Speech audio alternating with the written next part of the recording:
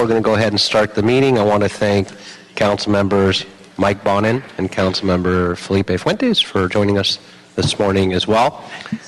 With that, we have one speaker card. We're taking items 1 and 2 together. If you're here for either of those items and you'd like to speak on those items, you should submit a card.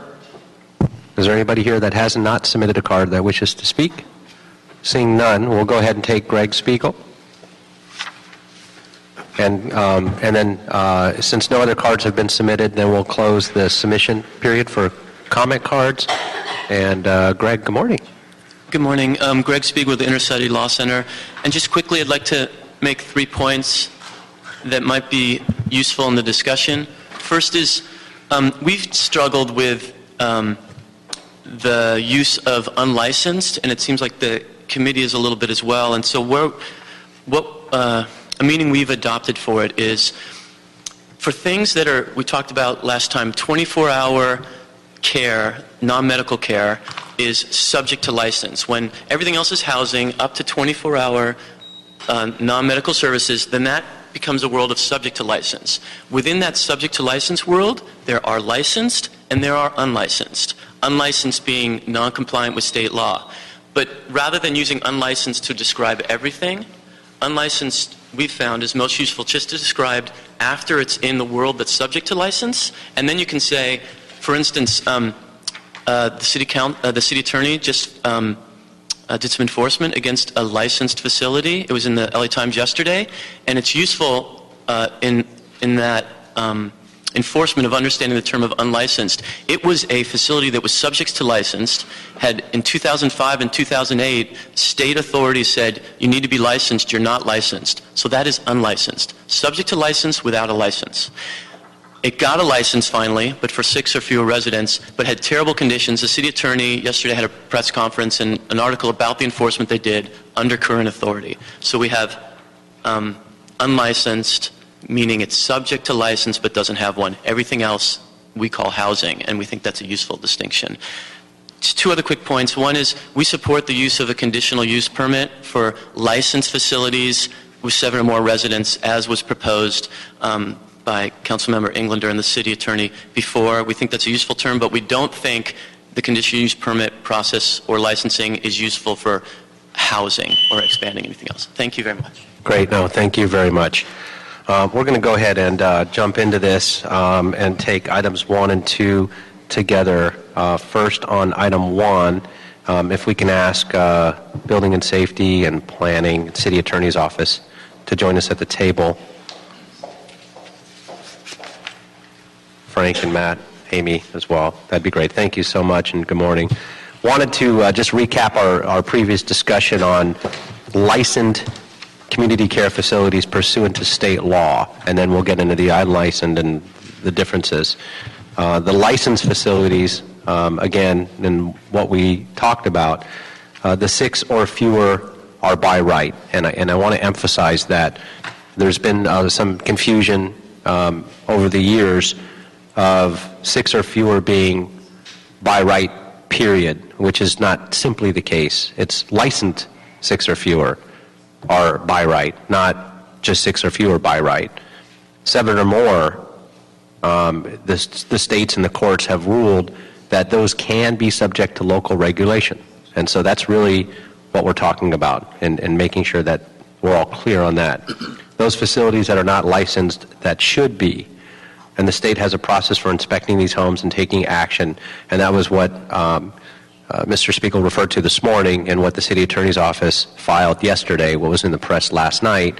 And in fact, we'll talk a little bit about that this morning, and I brought copies of the LA Times article that was published this morning about that particular facility, so we'll get into some detail about what occurred there. And really, that's sort of a lot of what we're talking about here is these kinds of facilities, and then the fact that there are many of them and what we can do.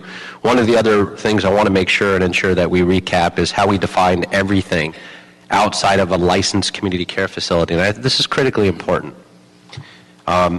It's not as simple as, and this is what we heard, to say either you're a licensed facility or you're housing. And Mr. Huizar's joining us this morning as well. Good morning. Thank you. The guy with the shortest drive here. No, I was on the panel. he was on a panel. In recapping the discussion from what's led up to where we're at today, just to make the determination of, and looking at if we were to categorize those facilities, it's not as simple as you have licensed community care facilities and you have housing. And in fact, we have a lot of different categories. If you're a licensed facility, you're a licensed community care facility, period. It's that simple. If you're not, then you could be housing if you're providing housing. But that's just as simple as if you're, and we want to make sure that there's a distinction between all of these. For example, if you're a senior, if you're a homeowner, if you're a family that you're renting out a room or two because you can't make the payment, the mortgage, because you're shared housing with families or close friends, relatives, that's housing. We sort of look at that as housing. And so it's difficult, and that's where we'll get into that gray area of what that means. But this committee by no means is trying to go after any of those type of shared housing, and being sensitive to that. And Mr. Price is here this morning as well. Good morning. Good morning. And so that, roommates who enter into an agreement together to rent a house, that's a shared housing. That's housing is what we've looked at in the past. Fraternities and sororities are not housing. Those are fraternities and sororities, but they have to operate with a conditional use permit, something that's revocable and something that has conditions. And so those have already a distinction that we have looked at in planning. Non-licensed supportive housing is really where we get into a gray area. So if you have something that's not licensed but it's supportive housing and it's operated, for example, by nonprofits, perhaps those are veterans, those with disabilities, those are a category on itself. And so we'll be looking at what that means, and we want to ensure that we have protections and we meet all the required legal requirements of those that are protected as well. There are a lot of non-licensed supportive housing that are not licensed but could be or should be, and we'll look at that category as well. In other words, they're offering the services, but they say that they don't require a license when in fact they could get a license. And a lot of these nonprofits from our research that have websites that show that they offer 12-step programs and supportive housing, sober living, whether it's at nursing, RNs that are on site, they're actually offering the services that the state says that you should have a license for. So we'll look at those as well, and we'll do a deeper dive into those. But that's sort of what we went into in terms of looking at the difference between licensed community care facility and just housing. And then there's everything else, and this is the area that we're most focused on. Those are group living arrangements where owners rent rooms, and these sites are characterized as simply businesses. And that's what we're really looking at, is this category of homes where somebody, perhaps they're offering services, they're not licensed, and they should get licensed because they're offering services. That's one area. And the ones that are not services, that they're offering the housing and boarding care facilities, but they're not providing any real care. The owners typically don't even live there. It's not about making a mortgage, or they're warehousing people to the point where there's 40 or 50 people oftentimes in deplorable living conditions that are not safe and unhealthy. And there's a huge group of those, and that's really where our main focus, I believe, in this committee is looking towards. So with that, in terms of talking about where we're at in enforcement, a lot of folks over the years have said simply enforcing the rules we have on the books is good enough. We need more inspectors. We need more people to enforce the current laws. We've also heard the current laws from planning and our city attorney in previous discussions are a little antiquated and outdated. The definitions don't mirror that which have been written by state law.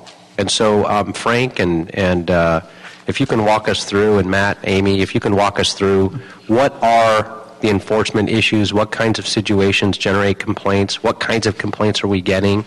What are the violations? What have you witnessed? And what are some of these difficulties in enforcing what we've got? Hey, good morning. Frank Bush. I'm the Chief of the Code Enforcement for the Department of Building and Safety.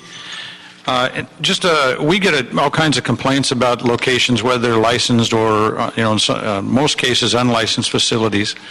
Some of the issues that we have to deal with are the uses. Single-family dwellings are single-family dwellings, and a family has a definition that pretty much opens it. It says one or more persons living together in a dwelling unit with common access and common use of all living, kitchen, and eating areas within a dwelling unit, within that dwelling unit.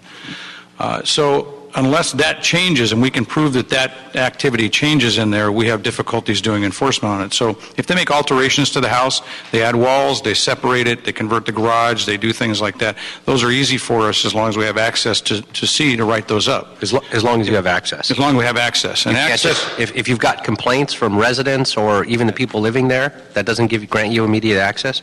If we have complaints that something's happening inside a house, we have to be given permission to go inside it. So if we knock on the door and they allow us access, if a tenant's living there and a tenant allows us, they have control, they say, yes, you can come in, I'm the one that called you, whatever it is, you can come in and look at this, we can take action on that.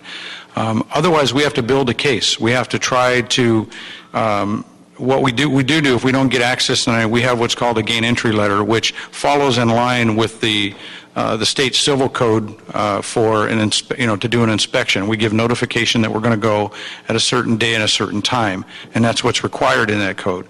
On extremes where we have evidence of imminent hazards, we can then ask for that warrant, the judge, to sign that warrant to be by any means forcible entry warrant, which we'd have to deal with the police department. But in history, those have only been for immediate, when we know for sure that something's going to harm somebody inside there, those locations. So if somebody tells us you're not coming in my house, that can pretty much be the end of it unless we come up with some other evidence to it. Now, in these cases, we have had successful cases with getting some of the locations, unlicensed facilities, where they're just people, renting out the rooms, as you alluded to a while ago, where there's 20, 30, 40 people living in there, and then they advertise that they're renting these rooms and they're running this business and doing that. When we put together the evidence, and I'm really not going to get into all the investigative evidence here today with it, but we have proven, and we've had successful criminal cases that have been. We just had one a few weeks ago that was successful, and they finally got it restored back to a dwelling. But when we have when we can deal with things that we have right orders for anything, we have a legal, any location we observe from anywhere, we have a legal right to be. So if we're standing on a sidewalk and we can see violations on the exterior of these locations, we can write them from right then and there. But in order to do the interior, again, we have to have access to it. Some of the problem locations, like we have licensed facilities, where the state has actually issued a license for a single-family dwelling to have 14 people in it. Well, just the fact that they got the license issued by the state for 14 doesn't allow them to have 14 people in there per the zoning code. They can only have 6. We can't cite them for having a license for 14 unless we can prove that they have more than 6 people living in there, which would require them to go through. So in your experience, would you say there's a large or a small percentage of these that are, I want to separate them out as well, if I could. Just because they have 14 people in there doesn't mean they're a nuisance or that they may not fit the zoning code. I understand. They could be breaking various other codes here in the city. But the ones that are problems, the ones that are chronic issues, multiple call-outs from PD and fire, are those the ones we're talking about? Yeah, those are most of those two they're unlicensed facilities. And most of those are licensed, you said? Unlicensed facilities, yes.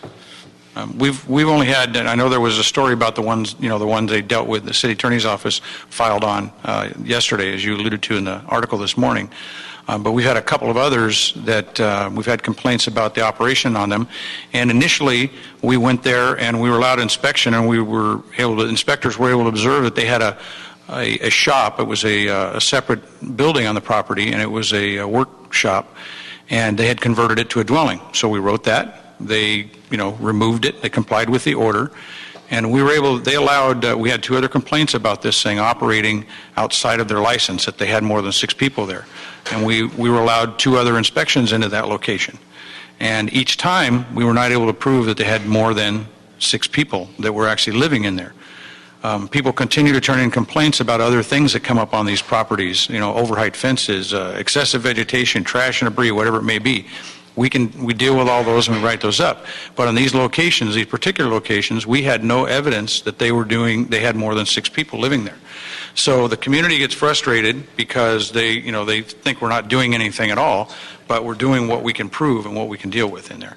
So, then in one of these locations, actually, the community actually personally sued 7 of our staff for not claiming that we weren't doing anything about this location, and that's because we couldn't.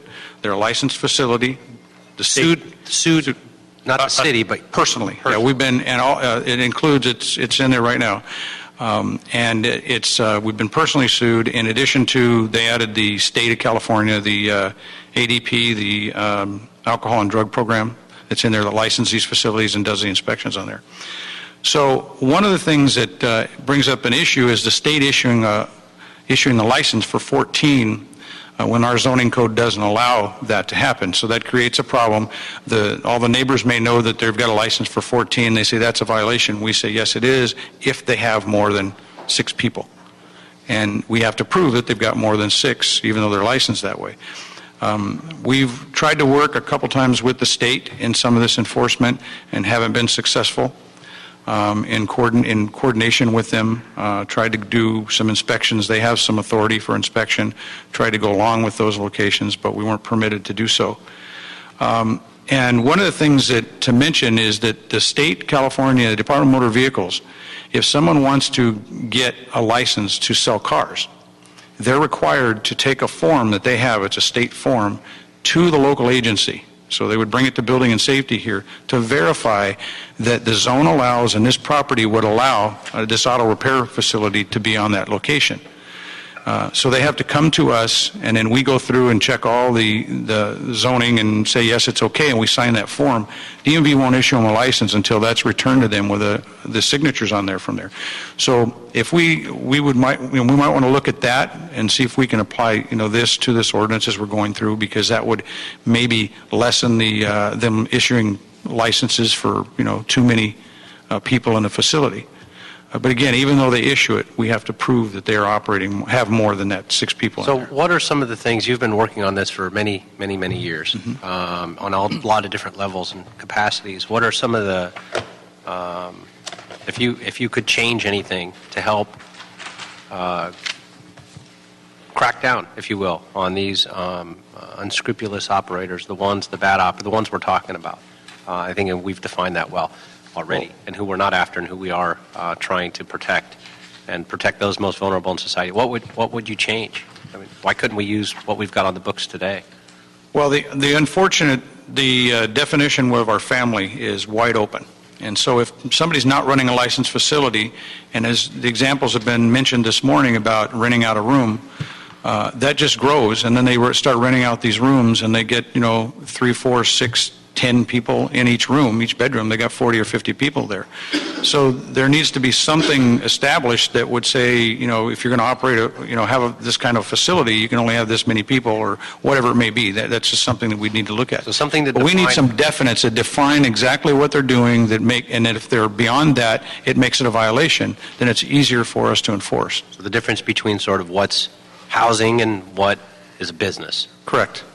And we've seen a mixture of I think some of these non-licensed facilities, a lot of people refer to them as sober living facilities, but there's maybe sober people in there that have had addiction problems or whatever, but there's also parolees, there's all kinds of things that are in there in a lot of these locations. They get a lot of people that congregate in there, and then the experience on a lot of those have been that it spills out into the nuisance into the neighborhoods with the calls for service and other things that the police could speak better to than I about. But those locations, we've seen a lot of those where there are safety concerns. In fact, when they start piling these things up with bunk beds, they block the required egress out of a bedroom, which is the window or a door if there's a door going outside. The window's got to be big enough for them to get out. They block those because it's easy to stick another bunk bed there. There's another 2 bodies. Then they start filling the rest of the house up with these, and they become a lot of safety hazards. And we've seen the examples. They don't deal with the smoke detectors, and those things can be big problems. We've seen examples of that recently. Yeah, I've seen many. So, and in the congregation of those people, it's often that they don't take pride in what the house looks like. The occupants and/or the person that's maybe they're renting the house and then they're further leasing it. They're renting it from the owner and then they're leasing these settings up. They're making money on it. In some cases, they've had websites where that's led us to part of the information about what's going on there. But in most cases, they don't. So then we have to be able to prove that the activity that they're doing is beyond a single-family dwelling. Mm-hmm. And I'll just touch on one real quick. We just had in criminal court a few weeks ago, is that we wrote them an order because they were running a boarding house. And we had enough evidence to write the order, but then we had enough factual evidence that we were able to proceed with them, that they were still operating, they weren't a single-family dwelling anymore, and we could prove that they were actually running a boarding house and or an apartment there with the evidence that we were able to collect. That evidence was enough then for the city attorney to proceed on a criminal level. That case was filed. They have restored it back to a single-family dwelling. The owner's on probation. So we probably won't see anything back at that location again. However, that is a textbook case, and we don't often get that clear evidence that we had in this case. Let me ask you a question. It's difficult.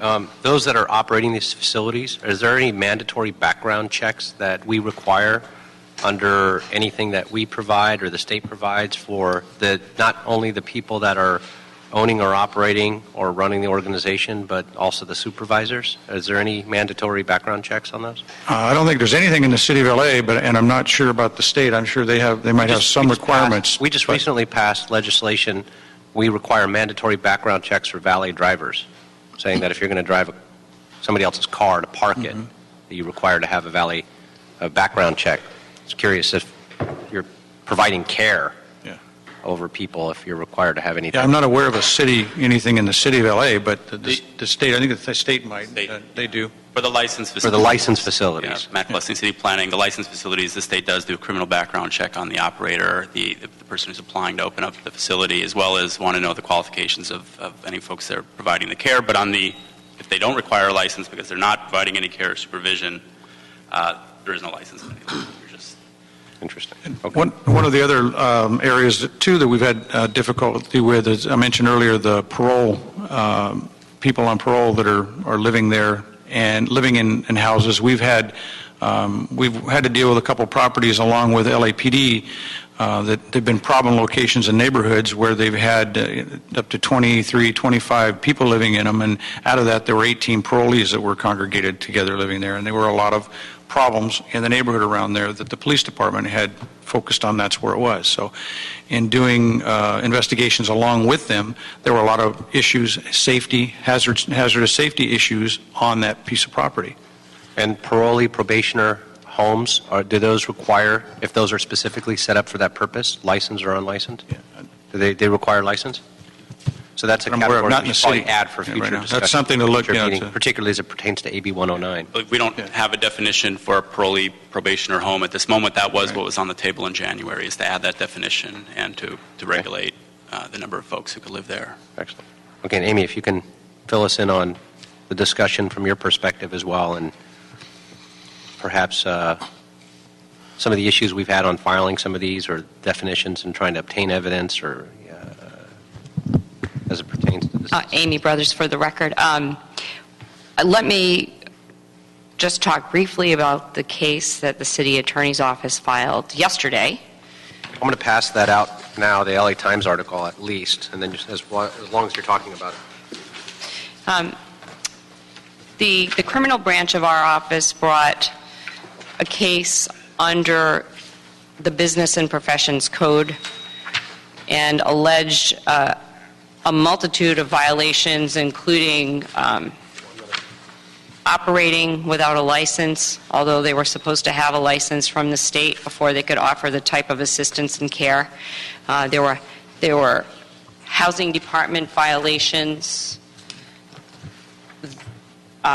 We also have unfair advertising practices, which is the folks that were living there expected that the operator actually had a license to offer the care that he claimed to be offering. The really, I think, significant part of this is that the state and the county and the city had different enforcement mechanisms and separate inspections occurring all at the same time. I believe we saw there were about 200 calls for service to LAPD. So we had a number of enforcement bodies looking at this. From the state and the county's perspective, offering assistance to these residents is a violation of the state code because the operator was supposed to be licensed. I say this because I think many of the other types of problem properties we see in the city are not going to get the same attention from the state or from the county in the same way that these Hobart properties did. And I think that that is something that Mr. Bush has been describing from the Building and Safety Department point of view. I would expect that LAPD might also have something to say on that. But it really, there really are several different types of problem properties, and each is going to have its own specific set of facts. Not every problem property is going to be subject to, 4 different enforcement bodies looking at it in the way the Hobart properties are. And so while this is, I think, a very significant, I think, for the city and for our office, there are going to be problem properties that we see that can't be addressed in the same way. And if I could just highlight some of the things in the article, because I can't ask you to expose anything you've necessarily filed or can't discuss, but this was in the article this morning in the LA Times, and it says that the operator bought a property and was cited in 2005 and in 2008 for operating without a license. He subsequently obtained a license for 6 residents. So this is exactly what we're talking about. Obtained a license and then opened up another facility in 2009 without a license and had and they surrendered their sole license last year after repeated violations, but continued to operate. And this is where we had the difficulty in cracking down on it, because they were in this gray area of getting a license or not getting a license, having another property without a license. According to the paper, the operator oftentimes yelled at residents, ignored patients who needed medical attention, and LAPD reported receiving more than 180 phone calls, including a dozen attempted suicides, numerous assaults and batteries, and assault with deadly weapons.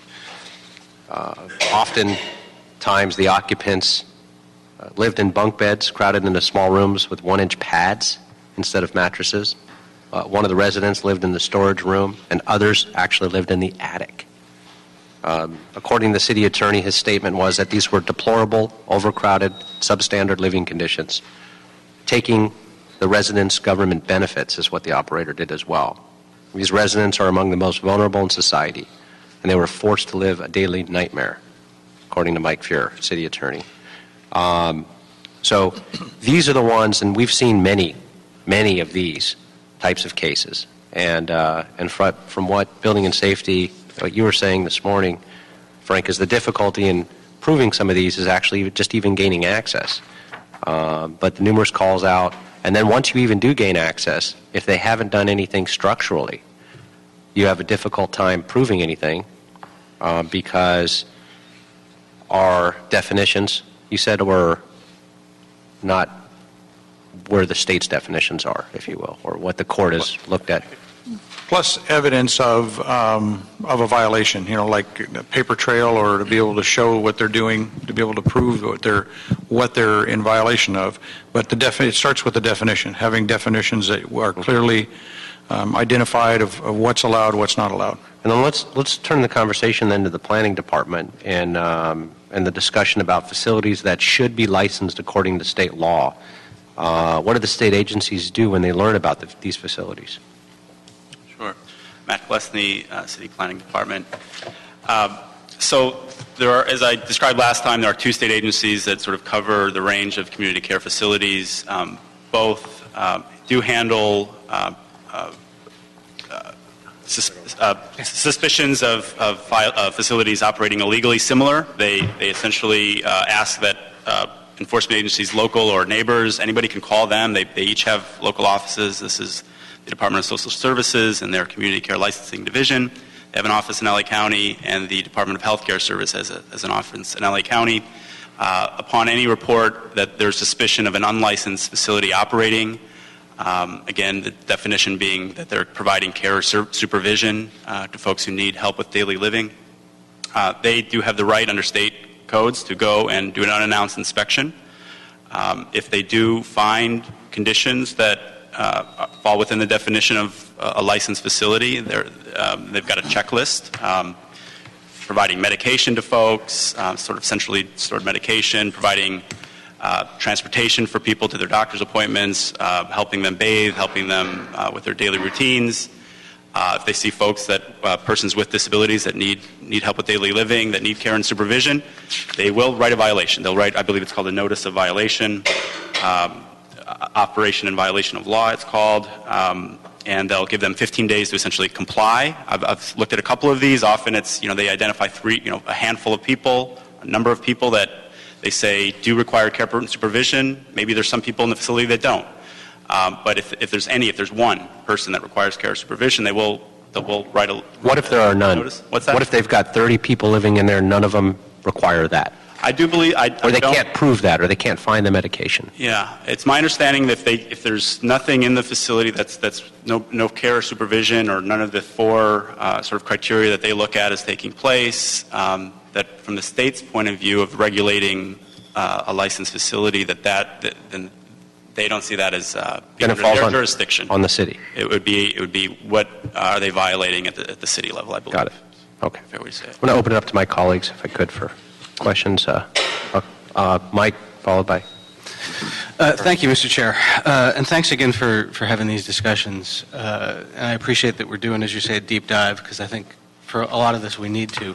I was very interested at the beginning of the discussion about the conversation about definitions. I heard Greg offer his definition, and I heard you offer yours. With all due respect, I thought Greg's was too binary, and I do think we need to have a more thorough discussion about the different types of terms. I would say I think the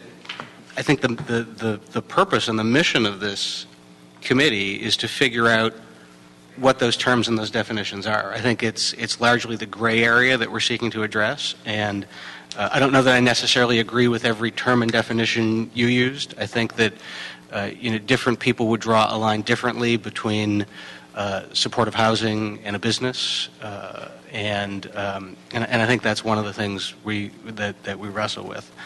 And I sometimes balk at just the term facilities in discussing a lot of the places that I view as shared housing, that are people simply living together. I have a couple questions.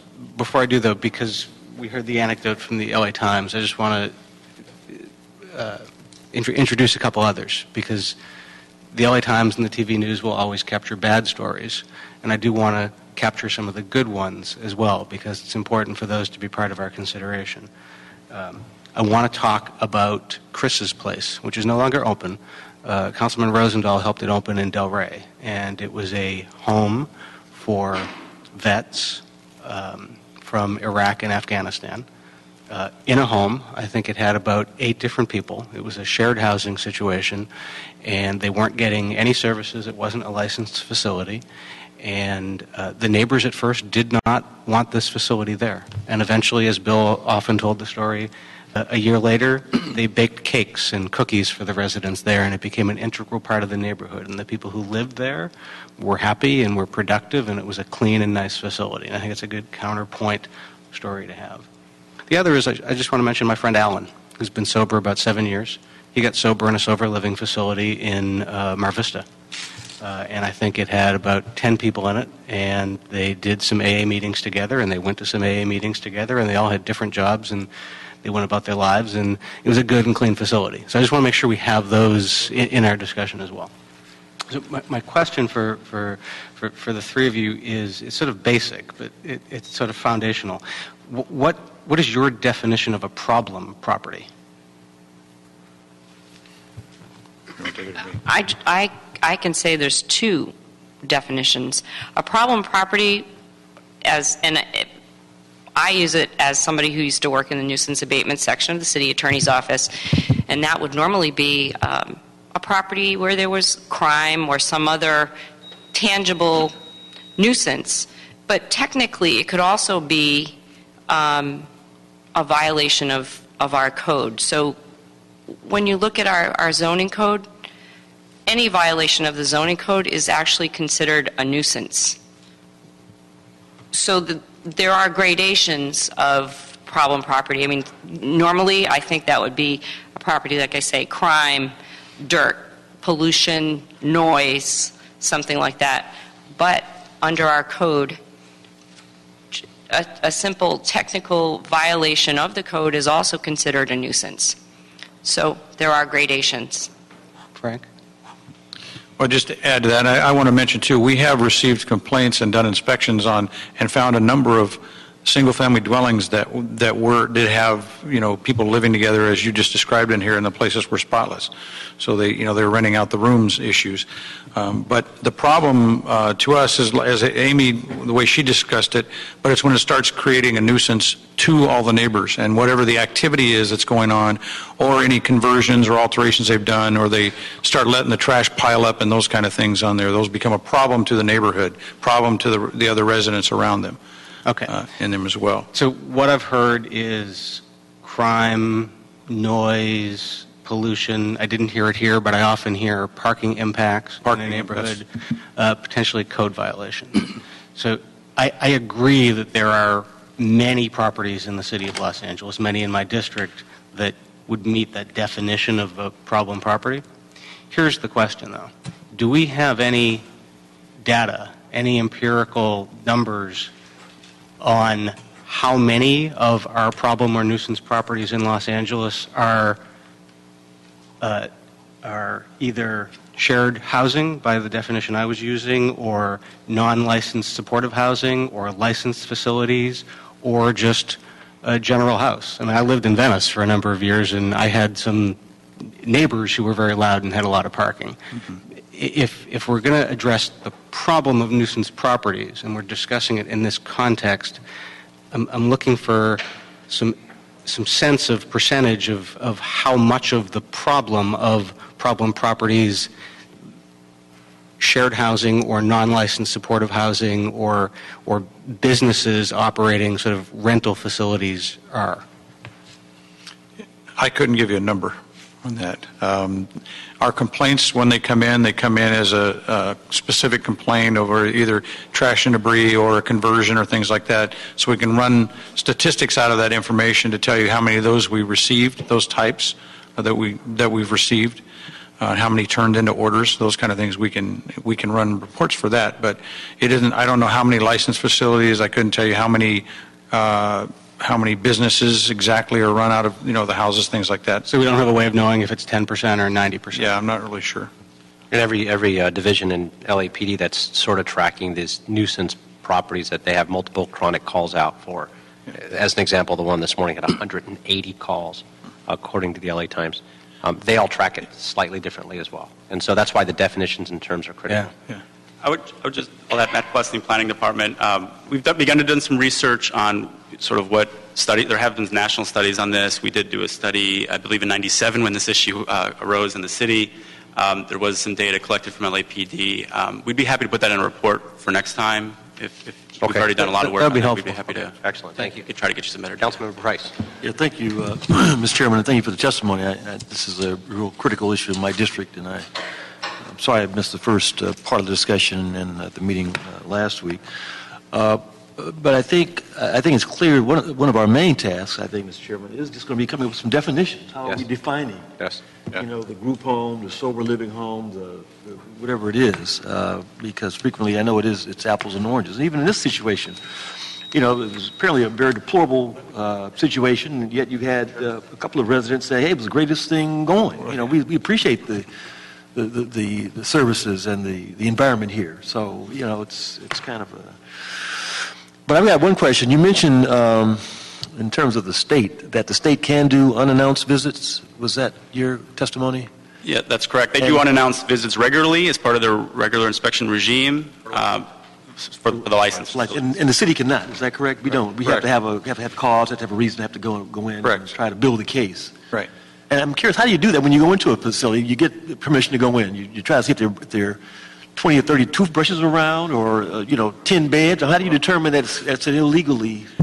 I really don't want to get in describing everything that we look for to collect that we need for evidence publicly here, because but there you got your ways. It's right? There's quite a bit of evidence that we need to collect in order to prove, because ultimately they could be charged with, as they did there, civilly or with a criminal case. So we try to gather as much evidence, physical evidence, that's needed for the case in there, without getting into too many specifics of investigation. And most times you are successful in capturing the information, or you're not? Oftentimes we are not successful in capturing it. Because you give notice? We've been in locations where they've had 30 beds, and you think, wow, they've got 30 beds inside here, but there's no people in them. There's been, 6. We've done a few, over the years, we've done some task force on these things with other agencies and done inspections on them, and they've had all kinds of, up 16, 18 beds in them. But there are only 5, 6 people in the house at the time, and even on the boards of the wall where they have their people that live there, there were only 5 or 6 names on there, and things like that, and a record. So the records aren't often clear of how many people live there, and that's one of the things that we need to prove, to see if it's a violation on a licensed facility. The other thing we have to prove, if there's a single-family dwelling, is that they're not living as a family, and as the family definition is today, which is, I read it earlier, which is wide open. It's anybody living together pretty much, and unless they make alterations to it, and if they've got transient occupancy, they got people going in and out all the time, they're renting for a couple of days, these kind of things. There's a code that addresses that. It's still an investigation nightmare, because we have to prove that those people are coming and going, and they weren't here, they haven't been here for 30 days, or they were here for a month, or whatever the deal is.